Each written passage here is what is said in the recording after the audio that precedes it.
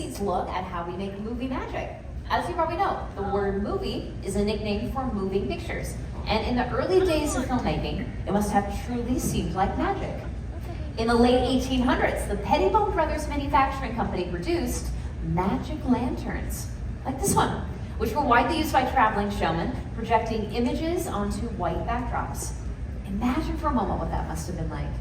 You're sitting in a dark tent. Suddenly the white backdrop is revealed and a single image appears.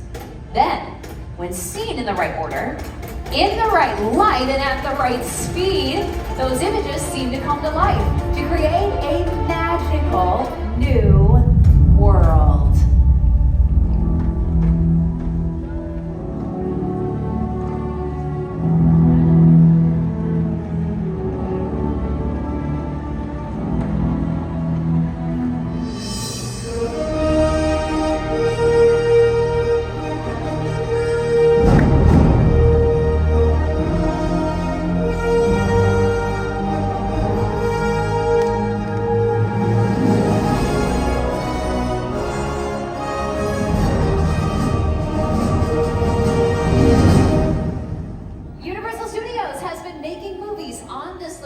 For over 100 years.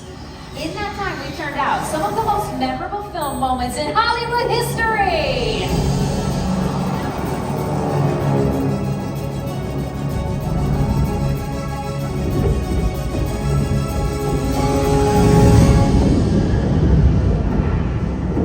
Hold on to your butts.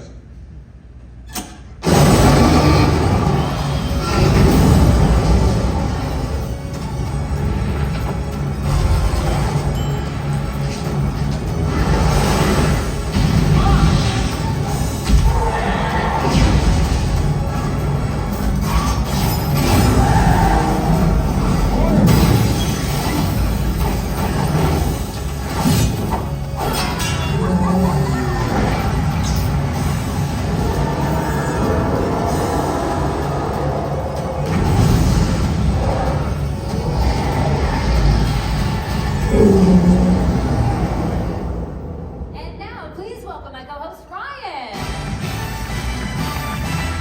Hi, thanks everybody. Thanks, Suze. Hey, nice outfit. Thanks, you too. Thank you, costuming. From the very beginning, the basic concept of the filmmaking process has remained the same, to make the audience believe that everything you see is real. Today's filmmakers have more tools than ever before. High-tech cameras, super fast computers, but they still rely on a category of effects so distinctive they're known as special. And the earliest form of special effects are called practical effects, and those are done on set, right in front of the camera. Our first example of practical effects, models. Universal's 1932 film, The Mummy, made use of miniature effects, including scale models like this one from its opening. And we can tell that's a model because if you look at the real pyramids, they don't say The Mummy on the side. See? Universal relaunched The Mummy in 1999. The Sphinx from the opening shot of that movie is this model right here. This is the actual model used during that filming, and the attention to detail is unbelievable. The scaffolding, all these hieroglyphics. Susan would agree that models are still a cheap and great way to fool the camera, right? Absolutely. Another filmmaking tool that also fools the camera is the glass mat. In the terrifying film The Birds, the brilliant Alfred Hitchcock had matte paintings created to achieve the eerie look he wanted for the town of Bodega Bay. Take a look at the side screens. In this literal bird's eye view of the town, only the fire and the parking lot were real. Everything else was hand-painted on glass to create a map and then dropped in front of the camera. And then the footage of the birds was incorporated to complete the effect.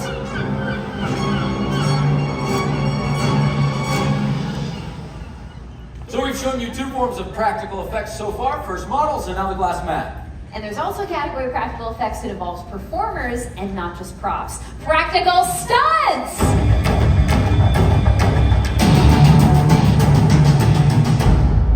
Someone say stunts. Yup. Please welcome our special effects stunt department! Yeah! That was awesome! Yeah. Brock comes flying down on this side. You got Brian zipping in over here. How come you and I don't get an awesome entrance like these guys? Because they're wearing nice clothes? You may not know their faces, but you have seen their work in countless television and movie projects, sometimes as stunt doubles for some of your favorite stars. We have Brian Combs here, Jay Huerto, and our stunt coordinator, Brock Markham. Is it safe to say that stunt performers almost always double for actors when there's a fight scene? Yes, actors don't like getting hit in the face. Hit in the face. Right. Like this. Is he okay? I don't know. You okay? Okay, you guys think it's set up. When staging a fight, the art of illusion is very important. All the moves have to be realistic enough to fool the camera, but without getting anybody injured, so the performers have to make it look believable. Now let me set our scene. Exterior, dark alley, dead of night. A couple of nefarious characters are lurking about. Ready, and action! Hey, spirit dog.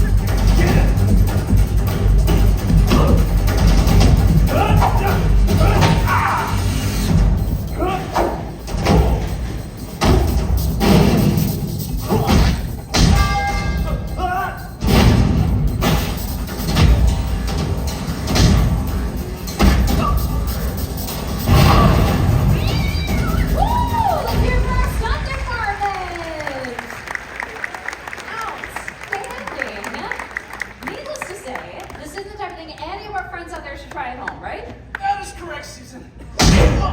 Woo! Great job, guys. Don't worry, they'll be back.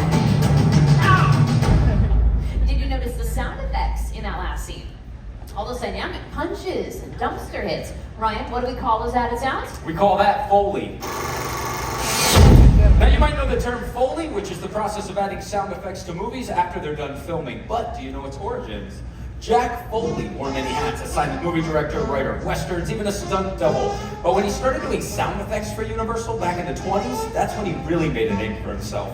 For over 30 years, Foley worked in Soundstage 10, right here on the Universal lot. And if he couldn't recreate a sound effect in the soundstage, he just got it live. Inventing a technique called direct-to-picture, Foley and his small crew would record all of the sound effects for a finished movie in one single take. The synchronization with the movements of that film had to be perfect, because one mistake, and they started over from the beginning. Here to help show us that art of Foley, give it up for our first volunteers! The Huntley family from England! Yeah, welcome, gang! Thank you so much for helping us out today. They're going to help demonstrate how the simple items on this table can be repurposed to sound like something completely different than what you might think. For example, in Foley, a water bottle could be used to articulate the sounds of breaking bones. Something like this, check it out. You kids can try that at home, parents love it. All right, let's see what they have to Foley. It's from the movie Identity Thief, starring Jason Bateman and Melissa McCarthy. Now, while you watch this split screen, keep one eye on the scene itself, but make sure you look right next to it at the Universal Foley artists hard at work. Check it out. Now I have a plan.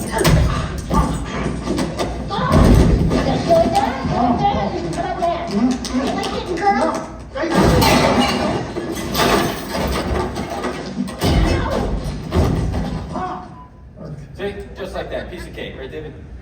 Yeah, you got this. Quick recap of the sound effects so everybody's caught up to speed. David's got these two at the end. The crash box filled with loud items. When he spins this, it's going to simulate the crash sounds into the bookshelf and over the chair. He also has some shoes glued to sticks for the running in the scene. I'm going to help you out. Jump on this station, roll the paper, wrap tightly in tape, and a cutting board for the body falls onto the ground.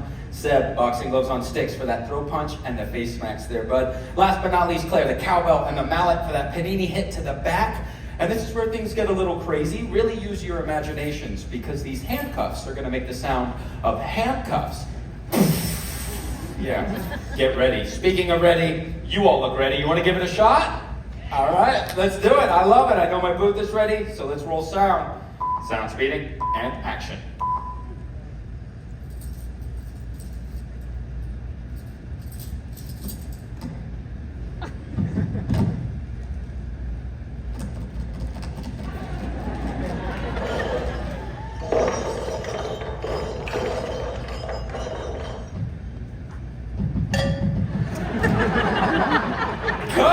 Beautifully done, you guys. Way to go, man. Follow me, right this way. Not bad, right? But now comes our favorite part. We're going to take the actual dialogue and music from that scene and now lay over their Foley track we just recorded live. And I'll see if I need to grab you all some applications. So let's line up right here. Turn around. Everybody, check out these side screens. Let's take a listen. Get over here and give me a wrist. Okay? Now I have a plan.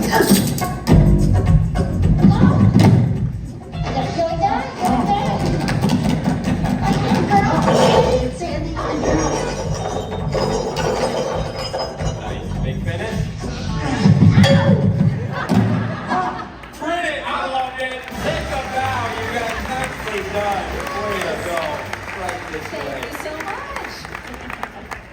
While Universal has made great films in every genre, the studio really made a mark over the years, creating some of the industry's most terrifying thriller and horror films. Let's take a peek.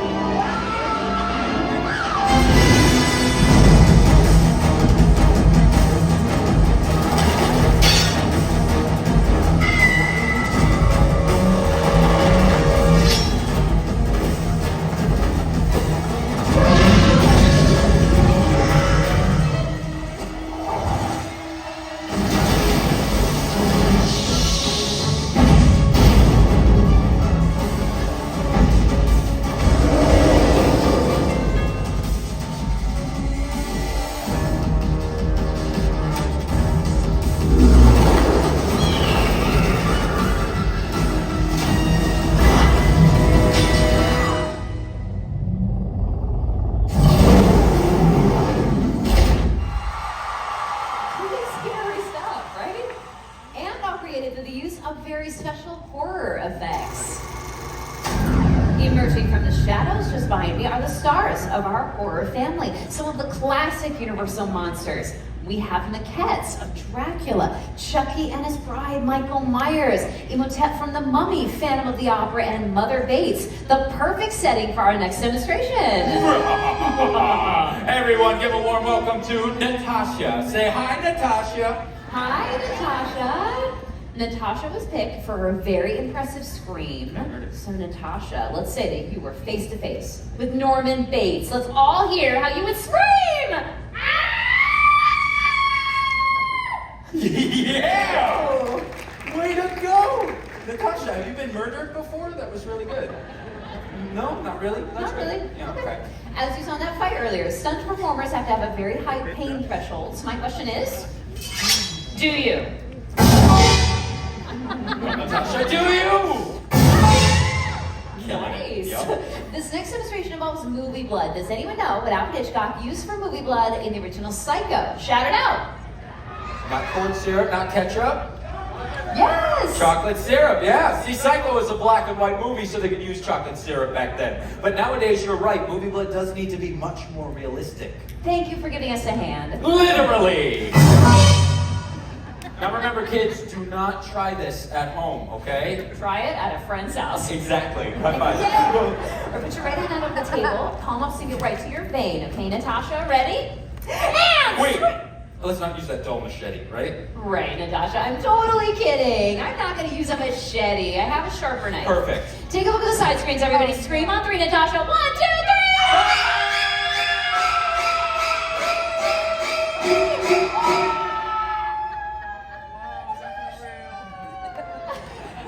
She's okay.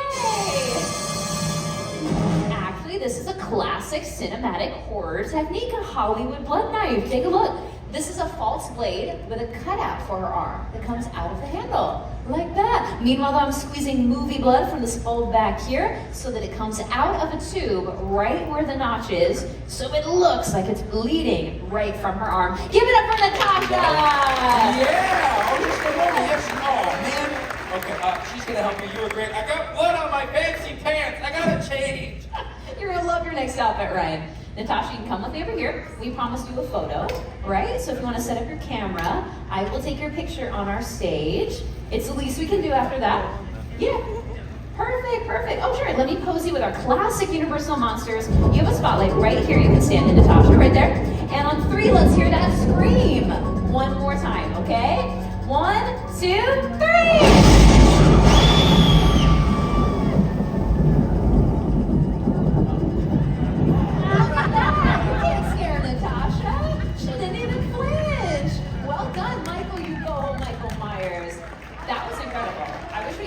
And I think we can. Take a look at the side screens.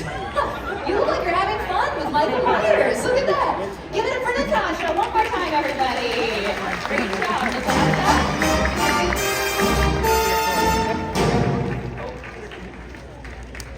Well, so far we have shown you practical effects. Now we're going to switch to visual effects, which are done in a computer, specifically motion capture. So to help me demonstrate motion capture, or mocap, welcome back my co-host Ryan!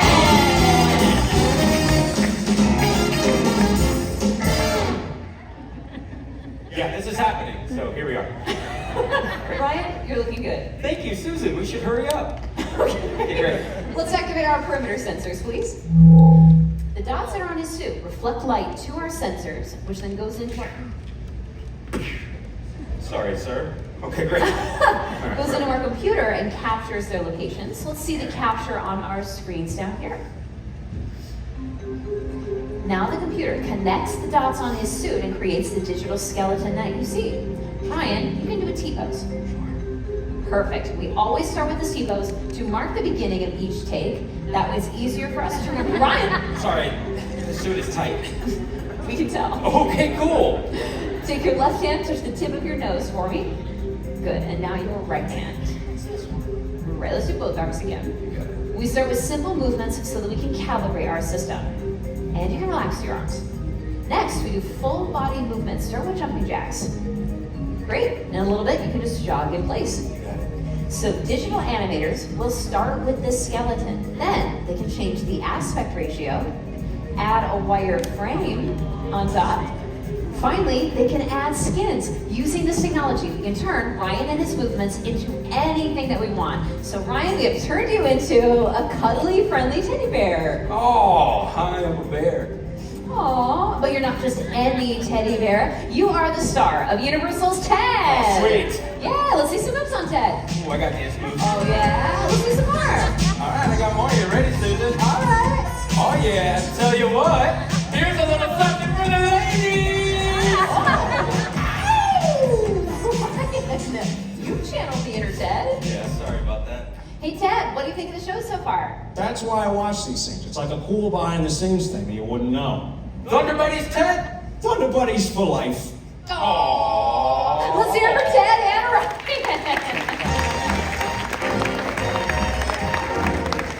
I'm gonna go get ready for the finale. I gotta psych myself up for this. You got this, Ryan. Fun fact, Seth MacFarlane had a modified mocap suit made by Phil Tippett Studios so that he could act and direct at the same time. Let's take a look at the genius behind Ted. We were able to do Ted in a completely lifelike way and to use technology in a way that it really hasn't been used to date. What that technology does so well is it takes fantastical characters and makes them as realistic in movement as possible. As far as technology has come with CGI, visual effects, some things just look better when they're real, like fire. Let's take a look at fire stunts in some Universal films.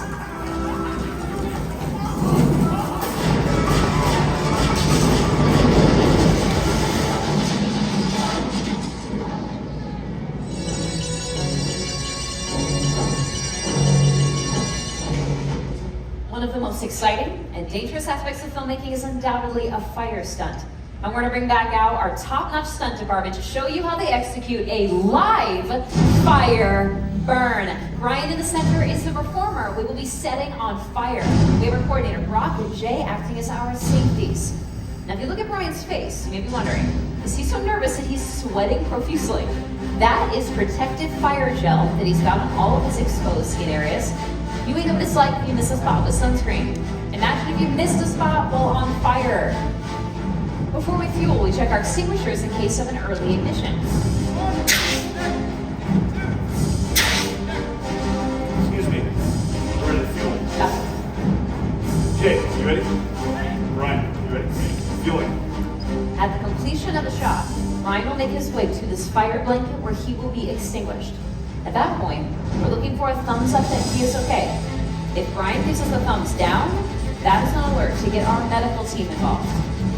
Now at this point, I need to stress, These are trained professionals, and they're using very special equipment. This is not the type of thing anyone should ever think about trying on their own. Brian is going to burn for 8 to 10 seconds. I'll leave it to our booth to set the lights in the house for the shot and our clock to 0 on the side screens. And we do ask everyone to please remain in your seats for the duration of the stunt.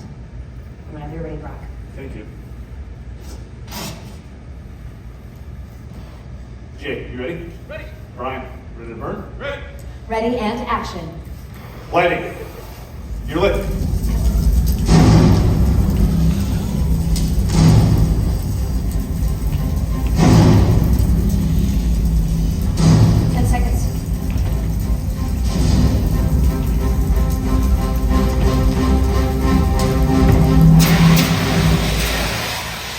You're out.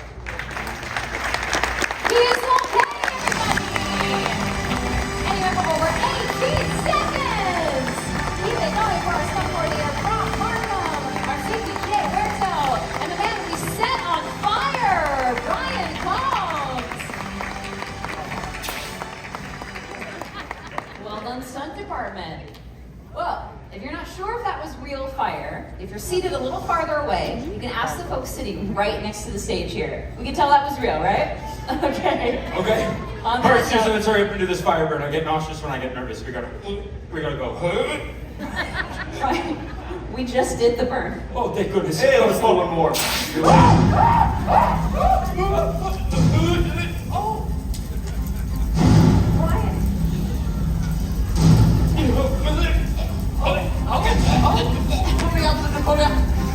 Brian.